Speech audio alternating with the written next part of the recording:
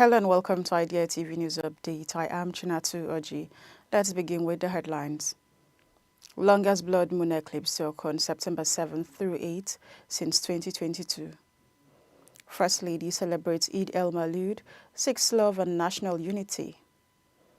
Parents decry rising education costs as JIGAWA schools resume Monday. NRC suspends Port Harcourt about train services for maintenance. NUPENG tanker drivers to begin strike on Monday over CNG trucks dispute.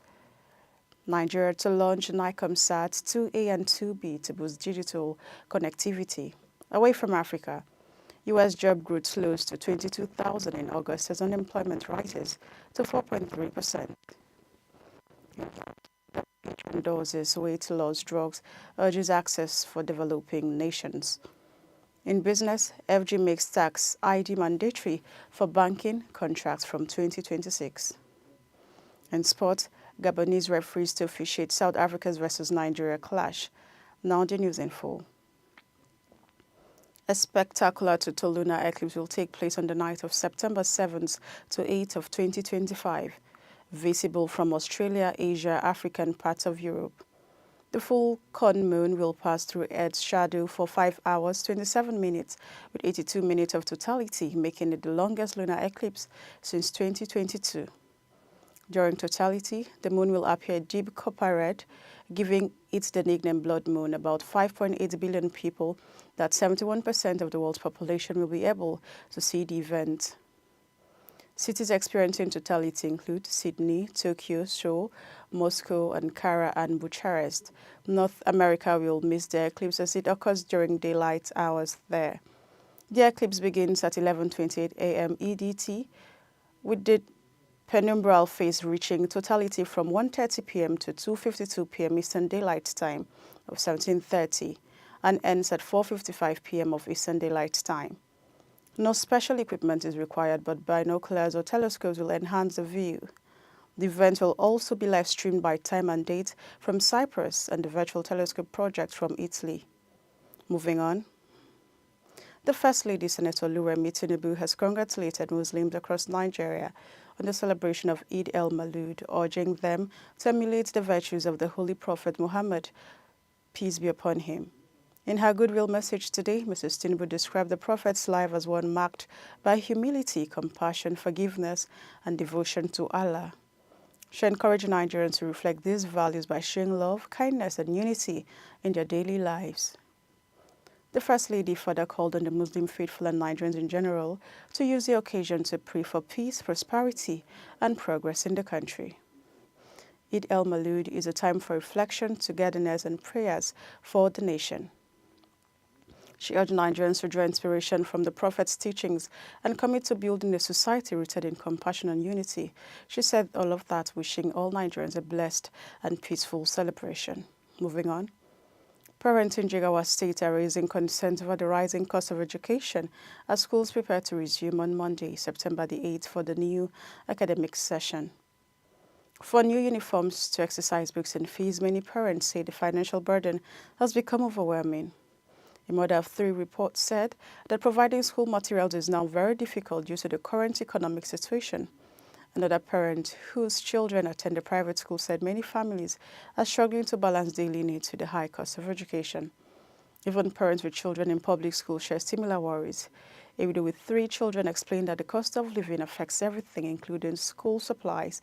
Teachers, meanwhile, say they are preparing to welcome students back, though some schools still face challenges, such as dilapidated classrooms. The Public Relations Officer of the JIGAWA State Ministry of Education, Wasiliu Umar, confirmed that all schools will resume as scheduled.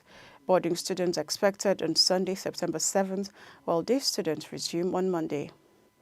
Umar added that the ministry has provided teaching materials, deployed monitoring teams across all 27 local governments, and made contingency plans in case of disruptions. Despite the economic strain, both parents and teachers say they remain hopeful for a smooth start to the new school term. Moving on. The Nigerian Railway Corporation has suspended Port Harcourt to Aba train services to allow for routine maintenance. In a statement issued earlier today in Lagos, the Managing Director of the NRC, Dr. Kayode Opeifa, said the suspension was temporary and that services would resume on Tuesday, September the 9th. He apologized for the inconvenience caused to passengers. Meanwhile, the Minister of Transport, Said Al-Khali, has assured that the suspended Abuja-Kaduna train service will likely be restored within the next 10 days. The minister gave the assurance during an inspection of the Abuja-Kaduna rail accident site following last month's derailment. He confirmed that 4 of the 8 affected coaches have been successfully moved, while repair work on the damaged tracks is currently ongoing. Al-Khali praised NRC staff, security agencies and stakeholders for working round the clock to ensure passenger safety and to restore services as quickly as possible. In another news, the Nigerian Union of Petroleum and Natural Gas Workers NUPENG has announced that its petroleum tanker drivers branch will commence an indefinite strike on Monday, September 8, 2025. The union said the action follows unresolved disagreements over the planned deployment of 4,000 compressed natural gas CNG-powered trucks for nationwide fuel distribution. NUPENG expressed fears that the new system could displace thousands of its members from their jobs in the oil and gas transport sector. In a statement jointly signed by its president, Comrade Williams Akporeha, and General Secretary Comrade Afolabi Olawale, the union noted that several meetings with stakeholders failed to resolve the matter. The union further criticized recent recruitment of drivers under new terms of engagement for the CNG trucks, warning that such arrangements might prevent them from joining existing oil and gas unions. NUPENG therefore warned that failure to address the issue would disrupt the lifting and distribution of petroleum products across the country. The union appealed to Nigerians to bear with any inconveniences caused by the strike, insisting that the move is to safeguard the welfare and rights of its members. Moving on, the federal government has unveiled plans to launch 2 new communication satellites, the NIGCOMSAT-2A and NIGCOMSAT-2B, as part of efforts to strengthen digital transformation, national security, and economic growth. The initiative, led by Nigerian Communication Satellite Limited, will replace NIGCOMSAT-1R, which has been operational since 2011 and is expected to remain active until January 2028 after a lifespan extension. Speaking at a media training in Abuja, Engineer Tope Yusuf explained that the 2 high-throughput satellite HTS will provide wider coverage across West, Central, South and parts of East Africa. Equipped with 77 transponders across multiple bands, the satellites will support broadband connectivity, education, agriculture, offshore operations, national security, and smart city applications. Yusuf added that the project will operate under Public-Private Partnership PPP model with a request for proposal RFP already issued to attract global manufacturers and service providers. Managing Director of NIGCOMSAT Limited, Mrs. Jane Kechi Egetnidehen, stressed the importance of the media in shaping public perception of Nigeria's digital ambitions. The president of the Nigerian Information Technology Reporters Association, Nitra Blessing Olaifa, described the initiative as a game-changer and encouraged government to increase budgetary support for NIGCOMSAT media engagements.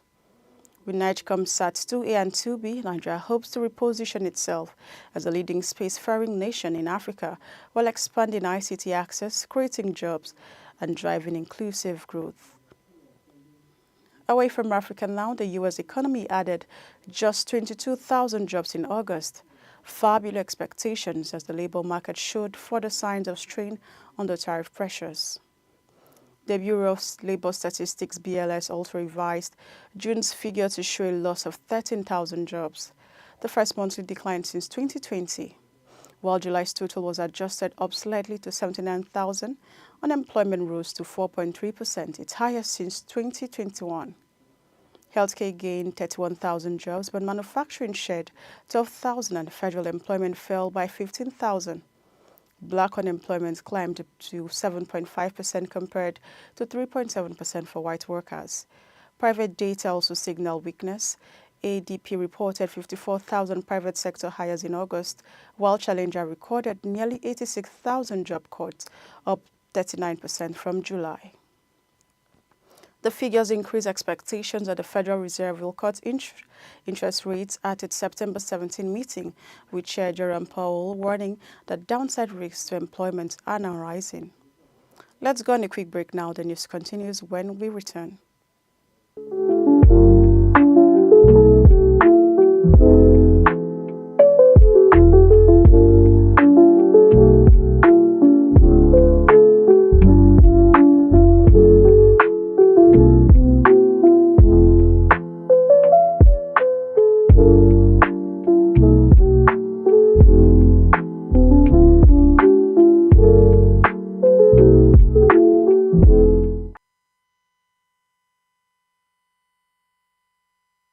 Welcome back. If you're just joining us, this is still IGTV News Updates now.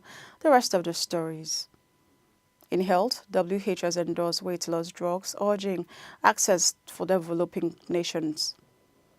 The World Health Organization has for the first time recommended the global use of blockbuster weight loss drugs to treat diabetes and obesity, while calling for affordable generic versions to be made accessible in low and middle income countries. The UN Health Agency said earlier today that new generation appetite-suppressing drugs known as GLP-1 agonists, including Ozempic, Wegovy, and Mounjaro, should be added to its essential medicines list. According to WHO, more than 3.7 million people died from overweight and obesity-related illnesses in 2021, surpassing deaths from malaria, tuberculosis, and HIV combined. Despite the effectiveness, the high cost of GLP-1 drugs, which can reach $1,000 per month in the United States, has raised concern that people in poorer nations may be excluded from life-saving treatments. WHO added that semaglutide, the active ingredient in Novo Nordisk's Ozempic and Wegovy, and liraglutide, found in Eli Lilly's Mounjaro, to the global list of essential medicines for adults. The organization urged pharmaceutical companies to support generic production that could drastically reduce prices. Andrew Hill, a pharmacology researcher at Liverpool University, noted that generic semaglutide could be manufactured in India for as little as $4 a month. He told AFP pretends that semaglutide are due to expire in countries such as Canada, India, and China next year, potentially opening the door for wider generic manufacturing. Originally designed to treat diabetes, GLP-1 drugs have shown additional health benefits. A study published this week in the JAMA Medical Journal revealed that patients with heart disease taking the drugs had a 40% lower risk of hospitalization or premature death. WHO also included several cancer treatments on its updated list of essential medicines. And now in business, the federal government has made tax identification numbers, tax ID, compulsory for Nigerians and businesses engaging in banking, contract and allied services starting January 1st, 2026.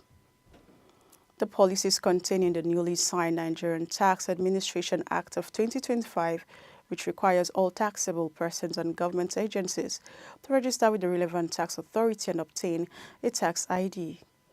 Non-resident individuals and companies supplying goods or services in Nigeria must also register for a tax ID. Without it, no one will be allowed to operate bank accounts, take insurance, trade in stocks, or enter government contracts. The Act allows tax authorities to suspend or deregister IDs if holders cease business operations and gives them powers to issue or withhold IDs based on available information. The legislation also establishes the Nigeria Revenue Service, with its executive chairman serving as board chair and wielding significant powers. The service will be funded through a 4% deduction from revenues collected, excluding petroleum royalties. And now in sport, world football body FIFA has appointed Gabonese referee Pierre Ghislaine Achu to take charge of Nigeria's crucial 2026 FIFA World Cup qualifier against South Africa next Tuesday in Bloemfontein. Achu will be assisted by compatriot Boris Malaris Ditsoga and Amos Abengne Ndong, with Craig Fleury Mukagani as fourth official. Congo's Oliver Safari Kabene will serve as referee assessor, while Uganda's Mike Letty will act as match commissioner. For Nigeria's matchday 7 fixture against Rwanda this Saturday in Uyo, FIFA has appointed Alao Mahamat of Chad as referee, supported by fellow Chadian officials. Egypt's Tahab Del Salam Mahmoud will be referee assessor, with Bakari Jameh of Gambia's commissioner. The Super Eagles sit in a tight qualifying group as a push for a place at the 2026 World Cup. And that's the most we can take for your Idea TV news updates. But before we go, here's a quick recap of the headlines. We brought you news that the longest blood moon eclipse is set to occur on September 7th through 8th since 2022. We also told you that the First Lady celebrates EID-EL-MAULUD, seeking love and national unity. Parents decry rising education costs as JIGAWA schools resume on Monday. And SUSPENDS Port HARCOURT by train services for maintenance. You also heard that NUPENG tanker drivers are set to begin strike on Monday over CNG trucks dispute. We brought you news that Nigeria is set to launch NICOMSAT 2A and 2B to boost digital connectivity. Away from Africa, U.S. job growth slows to 22,000 in August as unemployment rises to 4.3%. And in health, WHO endorses weight loss drugs, urging access for developing countries. In business, FG makes tax ID mandatory for banking and contracts from 2026. And in sports, Gabonese referees to officiate South Africa versus Nigeria clash. Do not forget to follow us across all our social media platforms at Idea Television. I am Chinatu Oji. Enjoy the rest of your day.